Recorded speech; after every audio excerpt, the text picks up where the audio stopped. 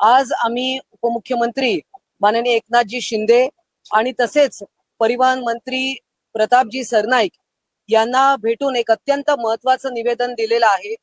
आणि ते म्हणजे आपल्याला माहिती आहे स्वारगेटच्या जो बस डेपो आहे एसटीचा, त्यामध्ये एका महिलेबद्दल बरोबर अन्याय अत्याचार झाले आणि तो विषय सर्वांनाच श्रुत आहे। आम्ही महिला आघाडीतर्फे एक मोहीम चालवली आहे की सर्व बस स्थानके यांचा सर्वे करायचा।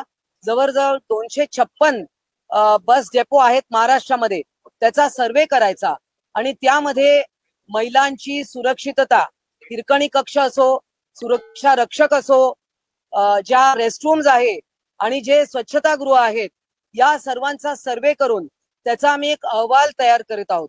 परंतु तत्पूर्वी आज आम्ही माननीय एकनाथजी शिंदे आणि परिवहन मंत्री सरनाईक साहेब यांना एक आम्ही महिला आघाडीतर्फे एक निवेदन दिलंय आणि ते म्हणजे आपल्या ज्या बसेस आहेत पूर्ण, ज्याला आपण लाल परी म्हणतो, या गावाखेड्यात जात असतात।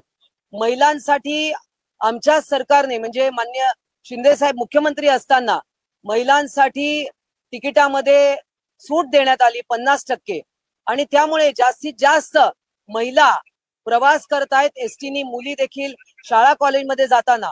परंतु त्यांची सुरक्षितता तितकीच महत्वाची आहे आणि म्हणून प्रत्येक बसमध्ये सीसीटीव्ही कॅमेरे लावण्यात यावे आणि ज्यामुळे काही अनुचित प्रकार या बसेसमध्ये होत असतील तर त्याच्यावर आळा घालण्यात येईल। आणि ही मागणी त्वरितच माननीय एकनाथजी शिंदे आणि माननीय परिवहन मंत्री यांनी त्याच्यावर शेरा टाकला आहे की त्वरित त्याची अंमलबजावणी व्हावी, त्वरित कार्यवाही व्हावी। यासाठी आम्ही त्यांचे आभार मानतो आणि या सगळा जो मोठा ताफा आहे आपला, कारण गाव तिथे एसटी हे आपल्या शासनाचं धोरण आहे आणि हे धोरण अधिकाधिक बळकट व्हावं आणि महिला सुरक्षित राहाव्या या महाराष्ट्रामध्ये।